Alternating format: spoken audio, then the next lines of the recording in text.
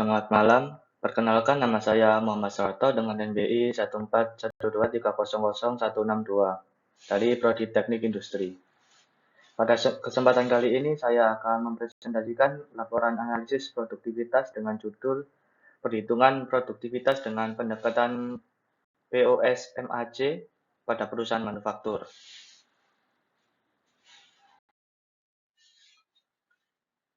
PT, nah, pertama-tama saya ingin menjelaskan latar belakang dari studi kasus ini. Objek yang saya gunakan adalah PT Romi Violeta, sebuah perusahaan furnitur yang berlokasi di Sidoarjo. Perusahaan ini berproduksi secara make to order, jadi mereka itu menunggu pesanan masuk. Nah, sebagai perusahaan manufaktur, PT Romi Violeta ini tentu butuh cara untuk mengevaluasi beberapa efisien operasionalnya. Bukan sekedar untung ruginya saja, tapi lebih detail dari berbagai sisi. Untuk itulah saya memilih metode POSPAC sebagai metode pengukurannya. Model ini dikembangkan oleh Lars Heppenstall dan mampu mengukur produktivitas dari 6 dimensi sekaligus secara finansial dan parsial.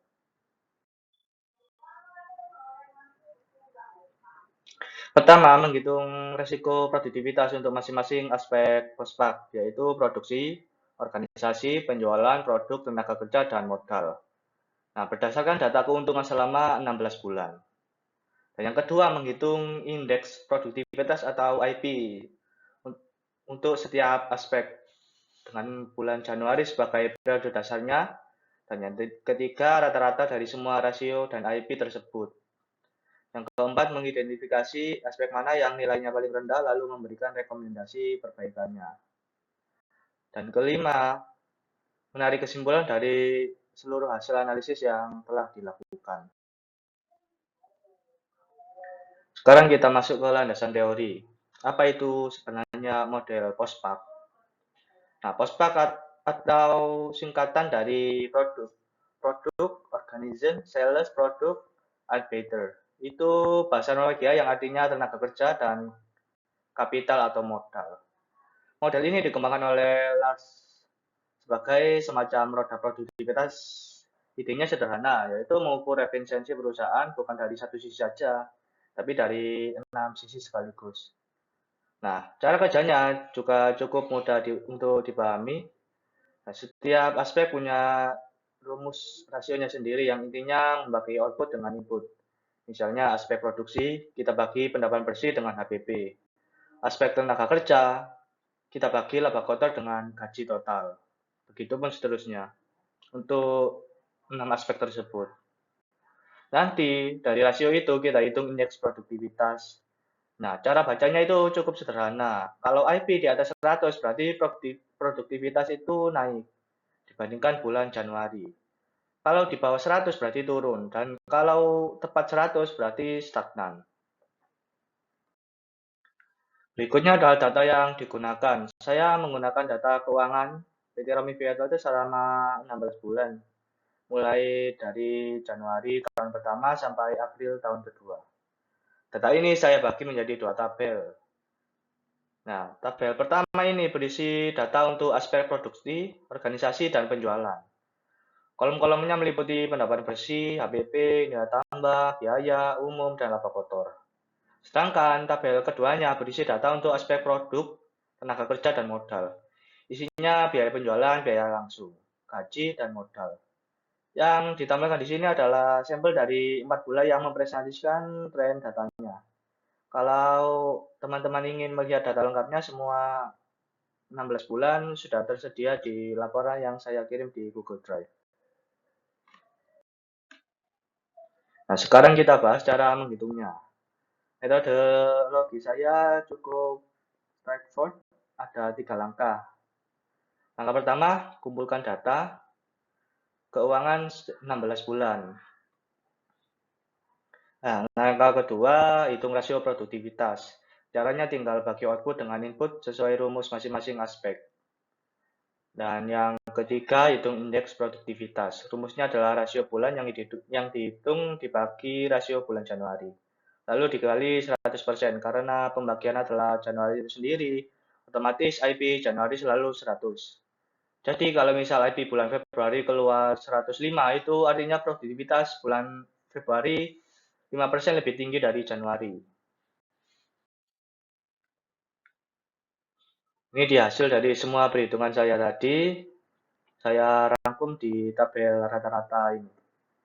Nah, kalau kita lihat sekilas, semua aspek menunjukkan IP di atas 100. Artinya, secara keseluruhan, produktivitas PT Romi Violeta ini cenderung meningkat dibanding periode awal.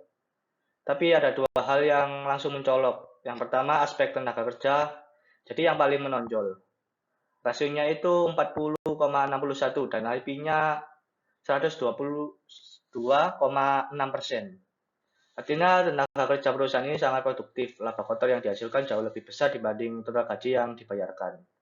Dan yang kedua, aspek produk mencatat rasio terendah, yaitu hanya 0,47. Artinya laba kotor yang dihasilkan hanya 47% dari biaya langsung materialnya. Ini jadi aspek yang paling perlu diperhatikan. Nah, supaya lebih mudah dibaca, ini saya tampilkan dalam bentuk grafiknya.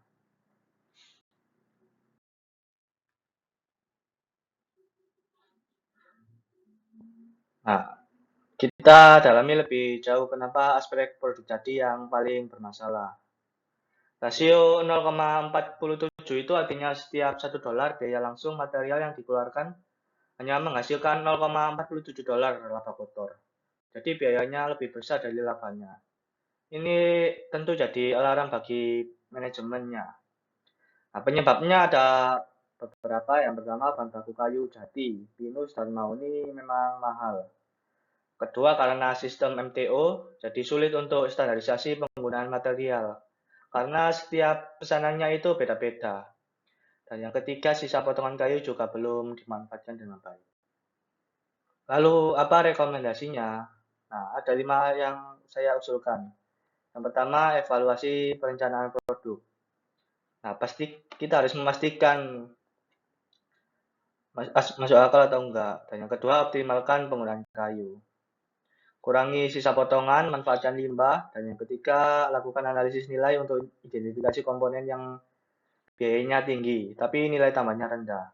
Yang keempat, perbaiki efisiensi proses untuk mengurangi waktu tunggu material. Dan yang kelima, mengembangkan produk premium yang margin keuntungannya lebih besar.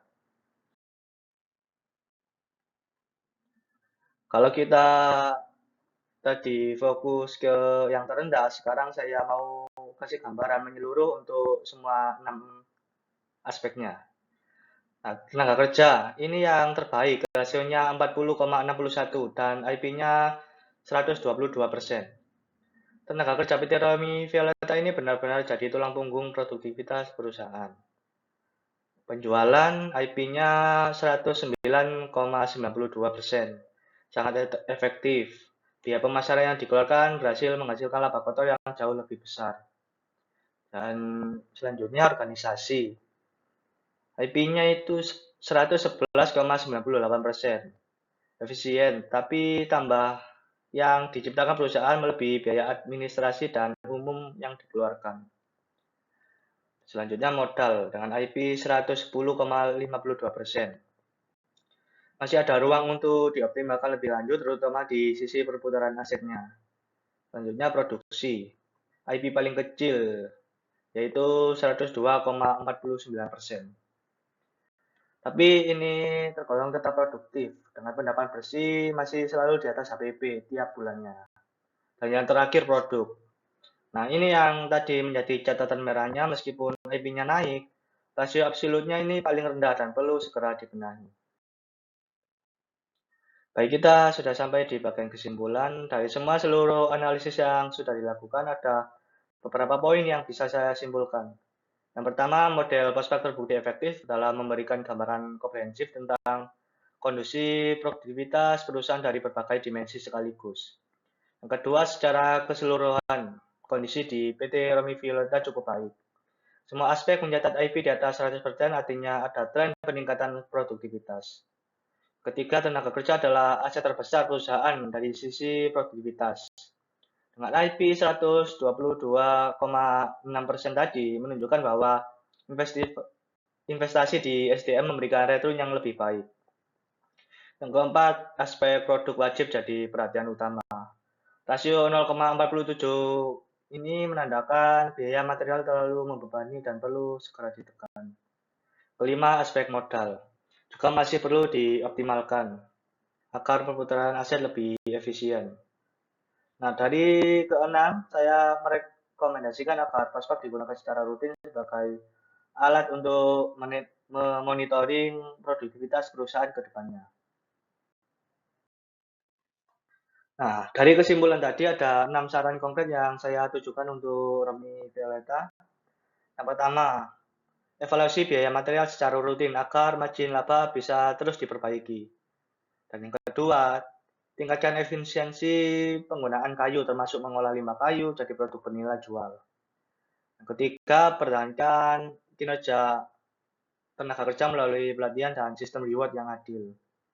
Yang keempat, kelola modal dengan lebih terencana melalui manajemen persediaan yang ketat.